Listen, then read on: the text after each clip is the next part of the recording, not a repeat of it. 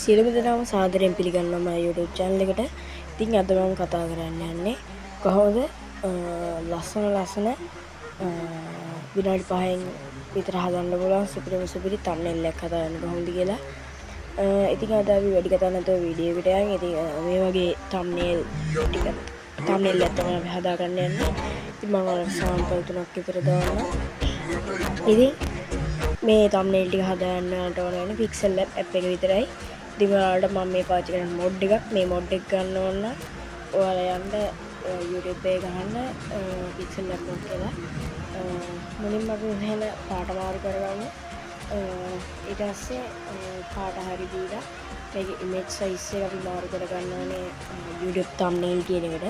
ඉතින් මේ YouTube thumbnail එකේ දාලා අපි මේකේ ටෙක්ස්ට් එකක් දෙමු මොනවා හරි. මම දැන් හදන්න යන්නේ මේකේ දැන් මේ හදන වීඩියෝ එකේ thumbnail එක. ඉතින් මේකට අපි දාගමු සුපිරිම thumbnail එකක් හදාගමු කියලා.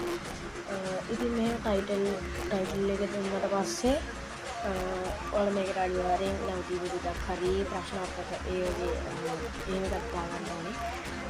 ඊට පස්සේ මේ වගේ අපි පේජ් 4කට කඩාගෙන මේක සයිස් එක පොඩ්ඩක් ලොකු කරගෙන මේකට ෆොන්ට් එකක් තෝරගමු අපි.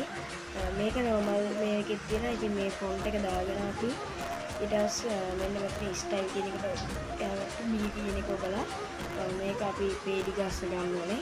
ඊට පස්සේ වචන වල දුරස්ත මේ විදිය ගන්න ඕනේ. ඔයාලට හැරක් ගන්න කොහොමද? ඉතින් ඊට පස්සේ මේවා අතර පාටරි වෙන කරගෙන මෙන්න මේ හදන විදිහට ඔයාලා හදාගන්න. ඉතින් මේක ස්ටොක් එක ටිකක් දාත්තා කොහොම තියෙනවා පොඩ්ඩක් ඔබලා මේව කරලා බලන්න. ඊට පස්සේ මේක enable කරගෙන effect කියන එක ඔයාලා දාගන්න ඕනේ 8ට හරි 7ට හරි දාගෙන යට එක දාගන්න ඕනේ ඔයාලා 8ට යට එක 8ට දාගන්න. මේක 12 තිබ්බත් අවුලක් නැහැ. උඩ එක 8 ඒ 12යි 7යි ඇතුළත තියාගන්න. ඊට පස්සේ ඔයාලට හදාගන්න තියෙන්නේ දැන් thumbnail එකේ භාගයට භාගයක් වැඩි කරයි. ඒ කියන්නේ මේක සුපිරිම thumbnail එකක් නේ කියන්නේ. අර රොක්කලෝ thumbnail එකක් වගේ නෙමෙයි නිකන් ටෙක්නික් වලට වැදගත් වෙන thumbnail එකක්. ඉතින් මම මේ පාට පොඩ්ඩක් වෙනස් කර ගන්නවා. අර අකුරු වල කළු පාට බ්ලර් ගතිය දාගත්ත හින්දා ඒකේ ඒ පැත්තේ කළු පාට තියෙද්දි ඒක වැඩි පේන්නේ නැහැ. ඒ හින්දා මම මේ පාට චේන්ජ් කරගන්නවා පොඩ්ඩක් අනිත් පැත්තට. කලර් කියන එක අපි චේන්ජ් කරනවා. ඉතින් මේ විදිහට තමයි ඒක එතකොට මේ වෙන්නේ. අපි ටෙක්ස්ට් එක පොඩ්ඩක් මැදට ගමු. ඊට පස්සේ ඔයාලා මේ ටෙක්ස්ට් එක ලොක් කරගන්න. නැත්තම් ඔය ඇඟිලි බෙන්ගිලි වදිනකොට ඒක ඇද වෙන්න බලනවා. ඉතින් ඊට පස්සේ ඔයාලට දැන් තියෙන්නේ ෆොටෝ එකක් ඉම්පෝට් කරගන්න. ඉතින් මම මේ විදිහට මගේ කලින් ඒ වගේ හදපු thumbnail දෙක තුනක් තියෙනවා. ඒ ටික දාලා ඔයාලට පෙන්නන්න එකක් විතර. මේව දාපුවාම මේක දාලා ඉතින් මෙහෙම පොඩ්ඩක් ක්‍රොප් කරගන්න. ඒ කියන්නේ ක්‍රොප් කරන්න ඒතකොට චූටි කරගෙන පොඩ්ඩක් ඇල කරගන්න නම් ඇල කරගෙන ඩිසයින් එකට ඒ වගේ මේව කරන්න. මම පළවෙනි එක මෙහෙම පෙන්නන්නම්.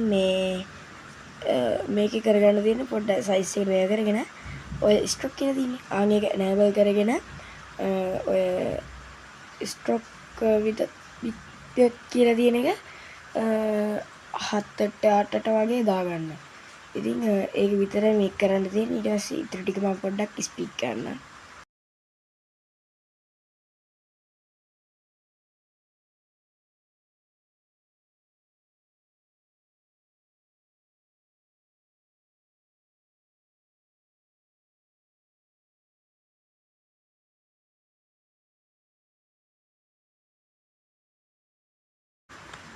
හරි ඉතින් ඔහොම තමයි අපේ thumbnail එක එන්නේ. තව එක ෆොටෝ එකක් තියෙනවා ඇඩ් කරගන්න.